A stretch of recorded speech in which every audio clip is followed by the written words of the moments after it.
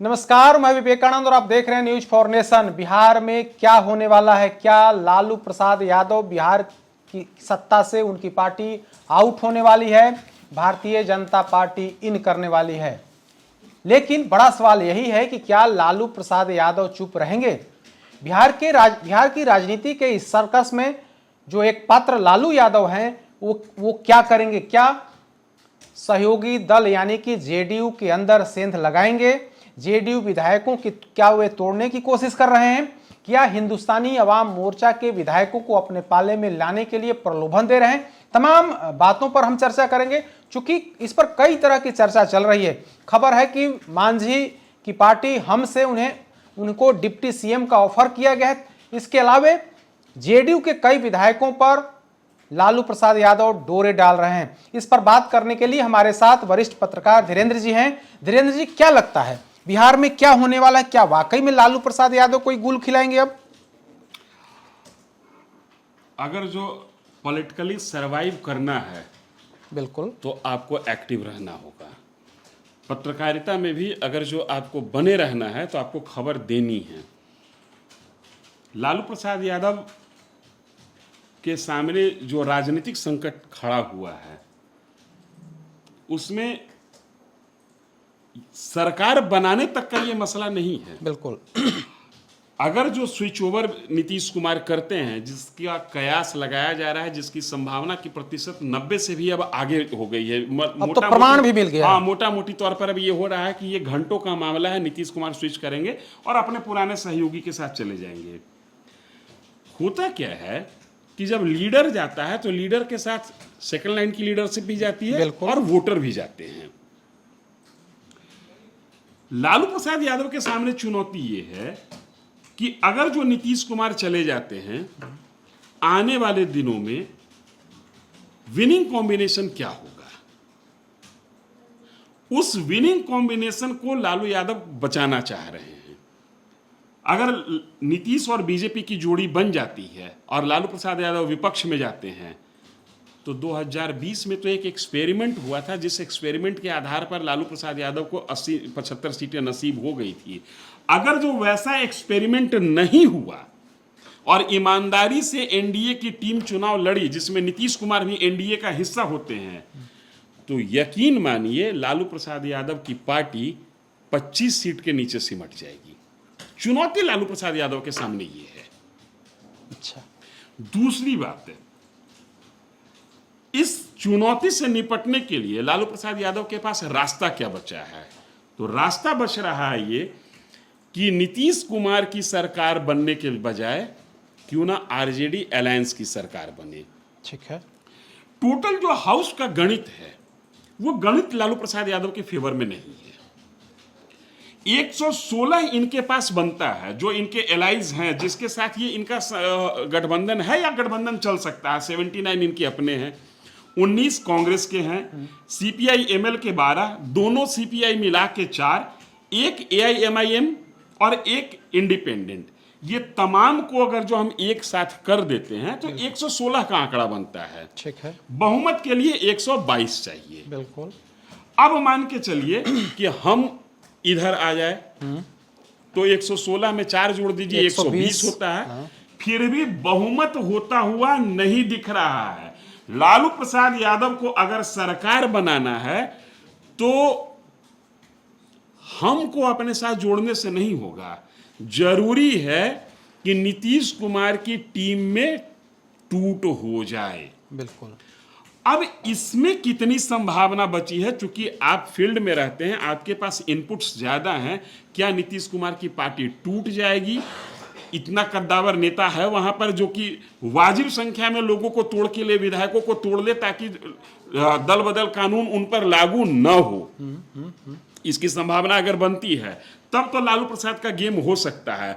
Otherwise जीत हो या हार, हम प्रयास भी ना करें ये तो बेमानी होगी। तो लालू प्रसाद यादव प्रयास कर रहे हैं अपने लक्ष्य के लिए, ये स्वागत करना चाहिए इस प्रयास का। लेकिन मुझे लगता है कि जो हाउस का गणित है, जो संख्या बल है, उस संख्या बल के आधार पर किसी भी सूरत में लालू प्रसाद यादव की सरकार नहीं बन सकती है, जबकि स्पीकर उनके हैं। स्पीकर होने के बावजूद दिन को रात नहीं कह सकते हैं ना। बिल्कुल बिल्कुल। धुंधला समय होगा, 5 बजे का वक्त होगा, तब कह दीजिएगा कि हाँ भाई चलो रात शुरू हो रहा है, लेकिन 12 बजे के दोपहर को आप रात कैसे कह दीजिएगा। खबर है कि जेडीयू के कई विधायक जो है नाराज हैं। एक विधायक की नाराजगी तो आप सार्वजनिक प्लेटफॉर्म पर देख ही रहे हैं। बिल्कुल, गोपाल मंडल जो कि भागलपुर क्षेत्र से कहीं भागलपुर के किसी गोपालपुर से विधायक हैं, वो इस तरीके की बात कहे हैं। हालांकि हम इसकी पुष्टि नहीं करते हैं, लेकिन जो सुनने में आया है कि वो कहीं कहे हैं कि अगर जो नीतीश कुमार बीजेपी के साथ जाते हैं तो पार्टी टूट जाएगी। उन्होंने कहा है कई विधायक जो है वो पार्टी को छोड़ देंगे, भले ही उनकी सदस्यता चली जाए, वे पार्टी को छोड़ देंगे। लेकिन इसी में एक फॉर्मूला छुपा हुआ है जी। जेडीयू में टूट हो यह संभावना नहीं है, जो कि टूटने के लिए 2/3 की संख्या चाहिए, और 45 के 2/3 में 30 विधायक टूटेंगे तब उनको मान्यता मिलेगी। यह संभव नहीं है, 30 विधायक नहीं टूट सकते हैं।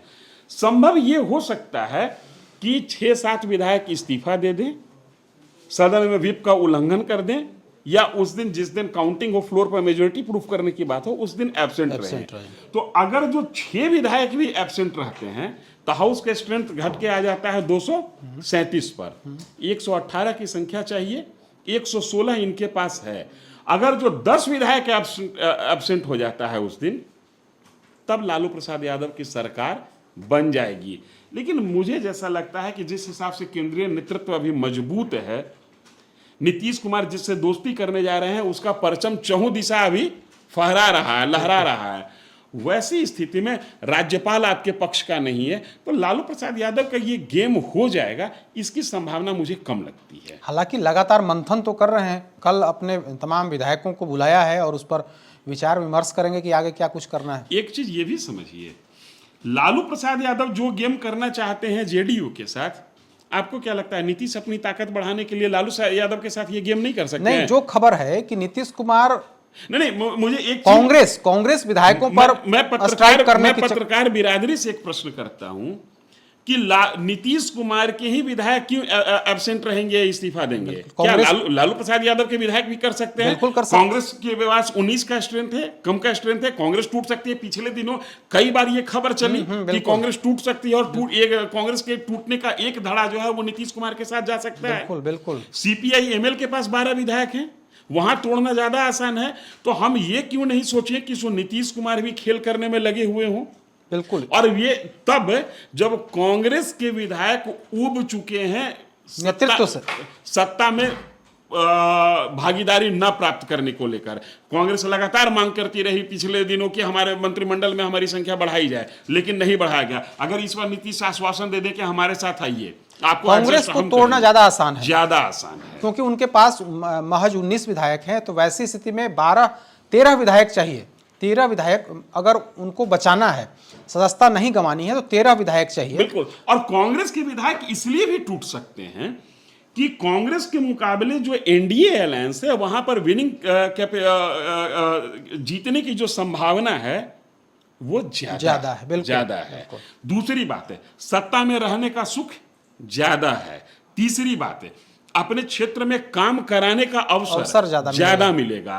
तो जो ये कयास लगाया जा रहा है कि जेडीयू के विधायक टूट जाएंगे लालू प्रसाद यादव के लिए, मुझे लगता है कि कहीं पासा पलट न जाए और कांग्रेस के विधायक न टूट जाए जेडीयू के लिए। बिल्कुल, इसकी संभावना है, और इस पर पहले भी काम हो चुका है। हालांकि इस पर अभी मीडिया में चर्चा नहीं है। चर्चा यही है कि आरजेडी जो है जेडीयू विधायकों को तोड़ने की कोशिश कर रही है, लेकिन अंदर खाने में नीतीश कुमार चुप बैठे रहेंगे, या इसकी संभावना नहीं लगती है। नीतीश कुमार की राजनीतिक दक्षता का प्रमाण इससे बड़ा और क्या हो सकता है कि एक व्यक्ति 2005 से लगातार आज तक, बीच में अगर जो जीतन राम मांझी का फेज 9 महीने का छोड़ दें, लगातार आज तक मुखिया बना हुआ है और अपनी शर्तों पे सरकार चला रहा है, चाहे वो बीजेपी के साथ रहे हो या लालू प्रसाद यादव के साथ रहे हो। नीतीश कुमार झुक के कभी भी डिक्टेट होकर शासन नहीं किए, डिक्टेट करते हुए शासन किए हैं।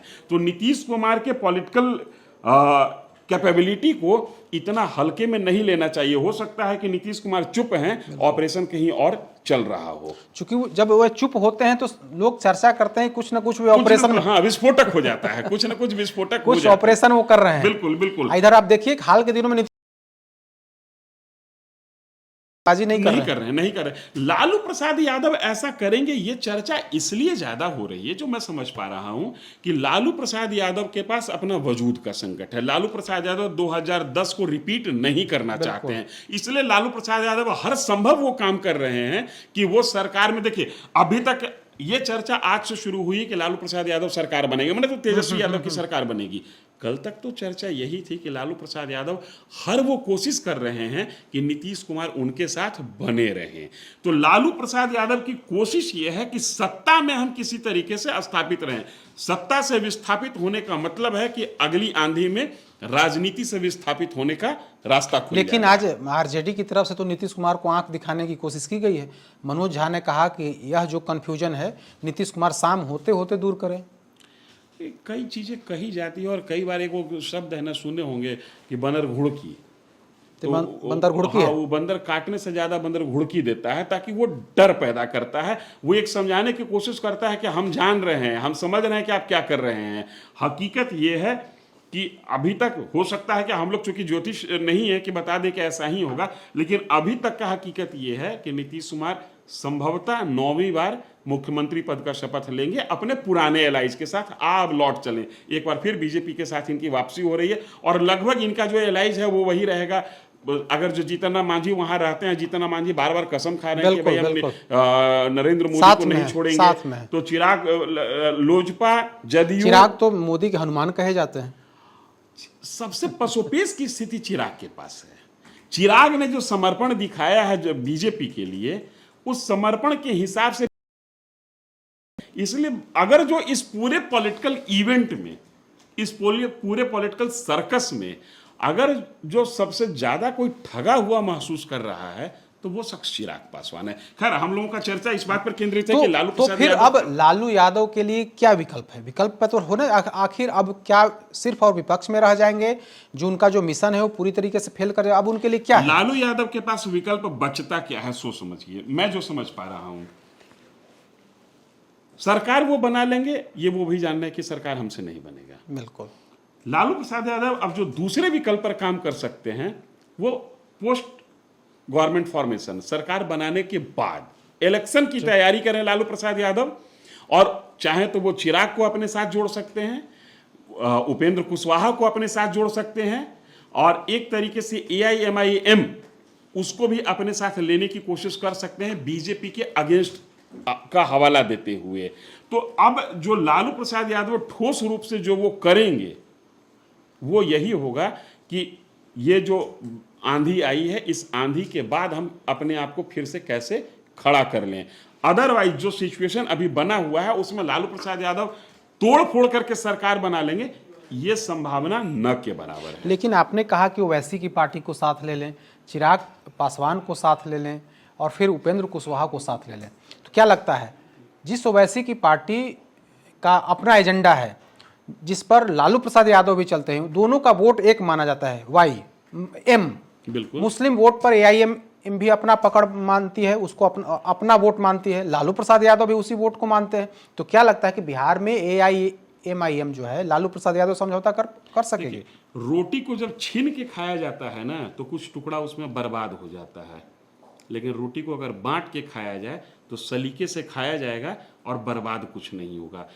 AIMIM को भी समझ में आ गया कि उनके 6 विधायक जीते, या जितना भी संख्या जीता, 5 जीते, और जिसमें आधा 4 चले गए, 90% चले गए। बिल्कुल। तो उनको भी ये समझ में आ गया कि बिहार में लालू प्रसाद यादव का मतलब मुस्लिम समाज में होता क्या है, और लालू प्रसाद यादव को भी समझ में आ गया कि 30 साल तक MY समीकरण के साथ शासन करने के बावजूद AIMIM ने कैसे उनके वोट बैंक में सेंधमारी कर दी।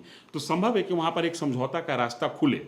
चिराग पासवान जिस तरीके से NDA में ठगे हुए महसूस करेंगे नीतीश कुमार के आने के बाद, चिराग पासवान भी संभव है कि स्विच करने का मन बनाए, और उपेंद्र कुशवाहा के लिए तो पूरी दुनिया कर लो मुट्ठी में, सब कुछ अभी बाकी ही है। लेकिन चिराग पासवान के लिए NDA में जीत की गारंटी ज्यादा है बनिस्पत महागठबंधन। एक चीज समझिए, चिराग हो, उपेंद्र हो, लालू प्रसाद यादव हो, इनके लिए केंद्र की राजनीति मायने नहीं रखती है, राज्य की राजनीति ज्यादा मायने रखती है। चिराग पासवान को एडजस्ट करना होगा, लालू प्रसाद यादव को नहीं। चिराग पासवान को समझौता करना होगा तेजस्वी यादव के साथ, क्योंकि चिराग पासवान कहीं ना कहीं तेजस्वी यादव के पैरेलल हैं, और एनडीए में रहने के कारण संभव युवा दलित के नाम पर वो एक बीजेपी का या एनडीए का फेस हो सकते हैं। इस महत्वाकांक्षा से उनको समझौता करना होगा। बाकी उपेंद्र कुशवाहा, इनके पास कोई समझौता नहीं करना है, इनके पास कुछ है नहीं, उनको जो भी मिलेगा वो प्राप्त होगा। एआईएमआईएम, उनको अगर जो टिके रहना है बिहार की राजनीति में तो उनको समझौता करना होगा। तो मुझे ये लगता है कि ये जो अभी का जो हलचल है, इस हलचल की बाद की तैयारी लालू प्रसाद यादव करते तो उनके लिए ज्यादा अच्छा होता। इस समय सरकार बनाने की तैयारी जो लालू प्रसाद यादव कर रहे हैं, इसके मेटरलाइज होने के, इसके रिजल्ट में कन्वर्ट होने की संभावना जो है वो मुझे बहुत ही कम महसूस हो रही है। लेकिन चिराग पासवान हो या फिर अन्य जो एनडीए के सहयोगी हों, जैसे उपेंद्र कुशवाहा हो, मांझी हो, इस पर लगातार भारतीय जनता पार्टी भी काम कर रही है। आप देखिए नित्यानंद राय लगातार बिहार में हैं और कल रात में मांझी से मुलाकात की। आप एक बात समझिए, आज कुशवाहा से मुलाकात की। चिराग पासवान की स्थिति को समझिए। नीतीश कुमार के बाद बीजेपी का सबसे विश्वस्त सहयोगी चिराग पासवान। बिल्कुल। इस बुरे दौर में जब चिराग पासवान की पार्टी टूट गई, फिर भी चिराग पासवान उफ तक नहीं बोले और हर बाई इलेक्शन में बीजेपी के लिए वो काम करते रहे। अभी मौका था चिराग पासवान को बीजेपी से रिटर्न लेने का, लेकिन ऐन मौके पर नीतीश कुमार की एंट्री हो रही है। तो चिराग पासवान तो वास्तव में कहीं ना कहीं ठगा हुआ महसूस ही नहीं कर रहा है, वास्तव में वो शख्स ठगा जा रहा है। तो कहते हैं ना कि बार बार एक ही चीज हो रहा हो तो फिर अगले को भी रास्ता बदलना पड़ेगा। तो ये एक संभावना, मैं एक पोस्ट जो कल परसों का जो इवेंट हो रहा है, इस इवेंट के बाद की संभावना पर बता रहा हूं कि संभव है कि लालू प्रसाद यादव अगर चाहें तो चिराग पासवान के साथ एक एलाइज वो कर सकते हैं, उपेंद्र कुशवाहा के साथ एलाइज कर सकते हैं। चूंकि बीजेपी या एनडीए में नीतीश के रहते इन लोगों को कुछ प्राप्त होगा, इसकी संभावना कम है। तो हमको लगता है कि लालू प्रसाद यादव को 2019 लोकसभा चुनाव में जो हार मिली थी, उस हार से अभी भी वो उबर नहीं पाए और 2024 में उन्हें वैसी ही हार दिख रही है। अगर जो जैसी टीम सजा रही है एनडीए, अगर वो टीम बन जाती है, नीतीश कुमार उधर चल जाते हैं, तो यकीनन आज ही रिजल्ट आउट है, 40 में 39 सीट निकल जाएगा, कोई दिक्कत नहीं है इसमें। ये टीम अगर जो लोग विधानसभा तक मेंटेन रह जाती है, बीजेपी, नीतीश कुमार, चिराग पासवान, उपेंद्र कुशवाहा और हम, ये टीम अगर जो 2025 के विधानसभा तक एक साथ रहती है तो आप लिख लीजिए लालू प्रसाद यादव की पार्टी 20 सीट से आगे नहीं निकल पाएगी। कांग्रेस का खाता खुल जाए, ये उपलब्धि होगी कांग्रेस के लिए, क्योंकि मतदाताओं का जो बंटवारा है वो बहुत साफ है। बिल्कुल। यहां बिहार में मतदाता राजनेताओं से ज्यादा परिपक्व है। उसको मैंने अभी कह रहा था कि हमको पता है कि आप गलत हैं, लेकिन आप हमारे समीकरण में हैं तो मैं वोट आपको दूंगा। बिल्कुल। वोटर्स का डिवीजन इस लेवल पर है। तो ये तमाम लोग अगर एक खेमे में आ जाते हैं तो फिर बचा कहां?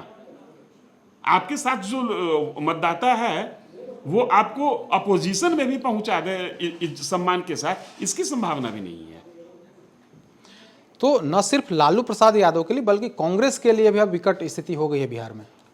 कांग्रेस तो खैर मतलब मैं कई बार कहता भी कि इससे बड़ा संकट का दौर कांग्रेस के लिए क्या होगा कि वो अपनी जीत से ज्यादा बीजेपी की हार की रणनीति बनाती है। प्लेयर वो होता है जो अपने लिए रणनीति बनाता है, लेकिन ये पार्टी की दुर्दशा देखिए कि ये अपनी जीत से ज्यादा बीजेपी की हार की रणनीति बनाती है और बीजेपी की हार की कामना करती है। तो कांग्रेस के लिए तो कांग्रेस तब तक खड़ी नहीं होगी जब तक कांग्रेस किसी विचारधारा पर जाके खड़ी नहीं हो जाती है। कांग्रेस के पास आइडियोलॉजिकल क्राइसिस है, कांग्रेस के पास लीडरशिप क्राइसिस है, कांग्रेस के पास क्राइसिस ही क्राइसिस है। और एक चीज और है, जितना लंबा सफर कांग्रेस ने तय कर लिया है, एक नए निर्माण के होने के लिए पुराने का तो विध्वंस होना होगा। एक बार कांग्रेस को लगभग शून्य पर जाना होगा, तब फिर एक नया निर्माण वहां से। बीजेपी भी अगर 2 पर नहीं आती तो बीजेपी 300 का संख्या पार नहीं करती। 2 की संख्या पर सिमटने पे पार्टी को आत्ममंथन करना पड़ा कि हम कैसे आगे बढ़े और कैसे आगे चले। तो वो स्थिति कांग्रेस के पास अभी नहीं आई है, लेकिन आने वाली है। तो लालू प्रसाद यादव के लिए संकट की घड़ी तो है। एक बार कहें 2017 वाली स्थिति नीतीश कुमार एक बार फिर से दोहराने वाले हैं बिहार में। जब रातों रात सरकार बदल दी गई थी, वो तस्वीर ये नीतीश स्टाइल ऑफ पॉलिटिक्स है जिसमें हर 2 साल पे समीकरण बदल जाता है लेकिन नेतृत्व नहीं बदलता है। ये भारतीय इतिहास में मुझे तो लगता है कि वैश्विक स्तर पर भी अगर जो राजनीति को खंगाला जाए तो ऐसा अनुपम उदाहरण दूसरा नहीं मिलेगा। आने वाले दिनों में जब पॉलिटिकल साइंस में पढ़ाया जाएगा तो ये Nitish style of politics, Nitish doctrine, Nitish सिद्धांत, जिसमें समीकरण बदल जाए नेतृत्व नहीं बदले, ये तो होता हुआ दिख रहा है। और लालू प्रसाद यादव के साथ संकट ये है कि समीकरण बदल रहा है तो लालू यादव के हाथ से सत्ता निकल रही है, और सत्ता निकलने का मतलब है कि राजनीति से बेदखल होना। लेकिन लोग जानना भी चाहते हैं ना कि आखिर नीतीश कुमार लालू प्रसाद यादव से क्यों नाराज हुए। सब कुछ कहा जा रहा था कि सामान्य है, आज भी मनोज झा ने कहा कि सब कुछ सामान्य है, कहाँ कोई विवाद हुआ नहीं, सब लोग मिलजुल करके सरकार चला रहे थे। लेकिन यह कन्फ्यूजन कहाँ से उत्पन्न हुई, इसका स्पष्टीकरण या इसकी सफाई जो है सो नीतीश कुमार को देनी चाहिए। बिहार की जनता भी यह जानना चाहती है कि आखिर विवाद कहां उत्पन्न हुआ। क्या लालू प्रसाद यादव नीतीश कुमार पर दबाव बना रहे थे कि आप कुर्सी छोड़िए, हमारे बेटे के लिए आप मुख्यमंत्री कुर्सी छोड़िए। वे अपने बेटे तेजस्वी यादव को मुख्यमंत्री बनाना चाहते थे। दो तीन चीजें हैं जो कि हकीकत क्या है ये तो नीतीश कुमार जानते होंगे, लालू प्रसाद यादव जानते होंगे, लेकिन जो पब्लिक डोमेन में दो तीन बातें हैं उसमें एक है कि नीतीश कुमार को जो कहा गया कि गठबंधन में आपकी हैसियत ये होगी, वो हैसियत उनको मिली नहीं। एक चर्चा तेज हुई कि नीतीश कुमार की पार्टी में टूट होने जा रही है। हाँ। एक चर्चा तेज हुई कि लालू प्रसाद यादव चाहते हैं कि नीतीश कुमार की पार्टी में टूट हो या नीतीश कुमार गद्दी छोड़ दें और तेजस्वी यादव को गद्दी सौंप दें। नीतीश कुमार के सामने संकट ये है कि नीतीश कुमार अगर कुर्सी से उतर जाते हैं तो उनकी पार्टी खत्म हो जाएगी। बिल्कुल। और नीतीश कुमार ने अपनी पार्टी को खड़ा किया है। बिल्कुल खड़ा नीतीश कुमार वास्तव में वंशवाद की राजनीति में विश्वास नहीं करते हैं। इनके हो सकता है कि इनका बेटा पॉलिटिक्स में इंटरेस्टेड नहीं हो, भतीजा होता, बिल्कुल भाई होता। ममता बनर्जी के यहाँ भतीजा या भांजा को आगे बढ़ाया जा रहा है ना।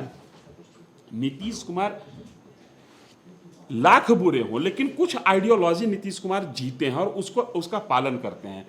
ऐसी स्थिति में नीतीश कुमार जिस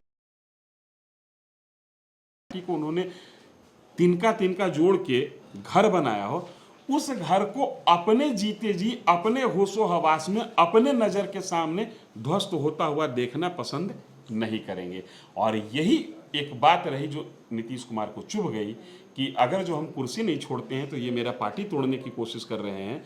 ऐसी स्थिति में इनके साथ रहने की कोई आवश्यकता नहीं। और यकीन मानिए बीजेपी में अगर वो इस बार जा रहे हैं तो इन शर्तों के साथ जा रहे होंगे कि मेरी ओर मत देखिएगा।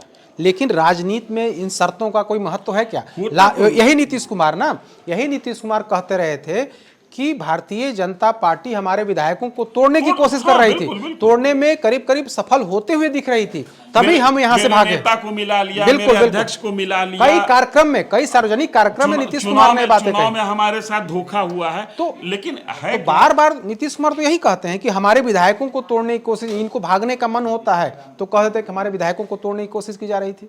इसके पीछे जो मैं समझ पा रहा हूं कि नीतीश की पार्टी में भी सेकंड लाइन की लीडरशिप नहीं है। आफ्टर नीतीश हु, इसका जवाब कुछ नहीं है।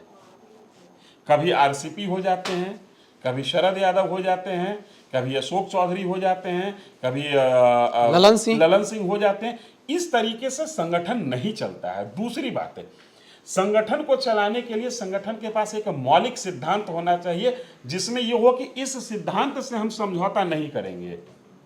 उस सिद्धांत का भी अभाव है। हालांकि हर समाजवादी पार्टी में उस सिद्धांत का अभाव दिखता है। ये वो रीजन है जिसके कारण नीतीश के पास हमेशा भय रूपी राक्षस जो है आके खड़ा हो जाता है। पार्टी के पास वो बैकबोन नहीं है जिस बैकबोन के आधार पर वो इन राक्षसों का मुकाबला कर सके। लिहाजा इनके पास संकट है। और इस बार तो अगर ये बीजेपी में जा रहे हैं, जिसकी संभावना बहुत प्रबल हो गई है, जिस पर चर्चा बहुत ज्यादा हो रही है, मुझे लगता है कि आश्वासन तो बीजेपी से जरूर ले लिए होंगे कि भैया ना हम उधर देखेंगे ना आप इधर देखिएगा। तो क्या बीजेपी आश्वासन नहीं ली होगी कि आप फिर से पलटी नहीं मारेंगे? बीजेपी भी आश्वासन ली होगी। तत्काल तो समझौता इन्हीं विषयों पर हुआ होगा, भविष्य में क्या होगा कौन जानता। लेकिन एक चर्चा यह भी है कि जेडीयू के जितने भी सांसद हैं, 16 सांसद हैं, उसमें अधिकांश ने नीतीश कुमार से कहा, नीतीश कुमार को राय दी अपनी। हाँ, अधिकांश, वही इसलिए हम अधिकांश शब्द जोड़ रहे हैं कि अधिकांश सांसदों ने कहा कि आप आरजेडी के साथ हैं तो हम लोग सुरक्षित नहीं हैं। मतलब जो 16 सांसद बीजेपी के सहयोग से जीत करके 2019 में आए थे नीतीश कुमार के पाले में, उनकी अगर आरजेडी के साथ होंगे तो इस बार वो संख्या घट करके 4 से 5 हो सकती थी, ऐसी जानकारी निकल करके आई है। ऐसा रिपोर्ट शायद कोई सर्वेक्षण कराया गया है, कोई सर्वे कराया गया है, उसमें यह बात सामने आई है कि नीतीश कुमार पर जो यादव समाज के वोटर हैं उनको नीतीश कुमार पर भरोसा नहीं है। उन्हें लगता है कि अगर हम वोट इनको दे भी देंगे तो आगे चल के ही पलटेंगे नहीं, इस पर कोई कह नहीं सकता है, क्योंकि नीतीश कुमार हमेशा एक पांव जो है बीजेपी की तरफ होता है, दूसरे पांव। एक सर्वे ये बता रहा है जिस आधार पर शायद बीजेपी नीतीश से गठजोड़ करने के लिए तैयार हो गई कि इन परिस्थितियों में अगर चुनाव होता है तो बीजेपी को आने वाले 2024 के लोकसभा चुनाव में 15 से 17। हाँ बिल्कुल, यह बात सही है। बीजेपी ने 3 सर्वे कराए हैं, तो इसका बीजेपी की तरफ से 3 सर्वे किया गया है। मतलब ये है कि चाहे तो बीजेपी का आकलन गलत है या फिर ये नीतीश के एमपीज जो हैं उनका आकलन नहीं, उसमें क्या है ना, उसमें है कि महागठबंधन के जो 20 से 25 कांग्रेस, आरजेडी और जेडीयू मिलाकर के 20 से 25 सीट जीतने का अनुमान है, उस सर्वे में दिया गया है। लेकिन उसमें जेडीयू की संख्या कम है, जेडीयू के महज 5 के आसपास वो सीट दिखाई गई है, बाकी की जो सीटें हैं वो आरजेडी के खाते में। यही वजह है कि जेडीयू 17 सीट पर टिकी हुई थी कि ज्यादा पर लड़ेंगे तो संभावना कुछ ज्यादा बिल्कुल।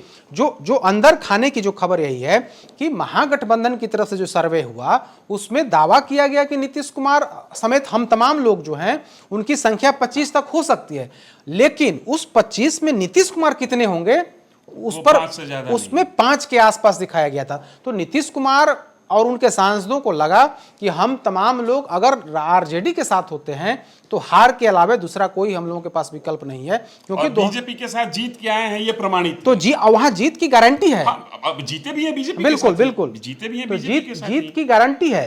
तो यही खबर है कि नीतीश कुमार तमाम जो अपने इनपुट सुनते हैं कि स्पेशल ब्रांच से भी इनपुट आया है, उस इनपुट में भी यही बात कही गई। स्पेशल ब्रांच ने तो कुछ और भी इनपुट दिया है जिसको सार्वजनिक नहीं किया जाना चाहिए। भय सिर्फ सांसदों पर ही नहीं है, बिल्कुल भय कई तरीके का है। बीजेपी के जो केंद्र सरकार के कई अस्त्र शस्त्र जो हैं जिनको विपक्ष राजनीतिक अस्त्र शस्त्र भी मानता है, उसका भी भय कई लोगों पर व्याप्त है। और वो भी एक कारण है जो इन पर दबाव बनाया गया कि भाई उधर ही चलिए, इधर रहिएगा तो मतलब कई तरह के हथियार हैं जिसका सामना करना पड़ सकता है। उन हथियारों से अगर बचना है, सुरक्षित रहना है तो उधर ही चलते। हथियार तो चले भी थे कुछ समय पहले। बिल्कुल। तो लगातार हम तमाम मुद्दों पर चर्चा कर रहे हैं। इस कड़ी में हमने लालू प्रसाद यादव के सामने आने वाले दिनों में क्या संकट है, न सिर्फ सरकार से जाने का खतरा मंडरा रहा है, बल्कि आगामी लोकसभा चुनाव में जो अभी शून्य स्थिति है, शून्य से आगे बढ़ेंगे या नहीं, इस पर भी बड़ा सवाल है।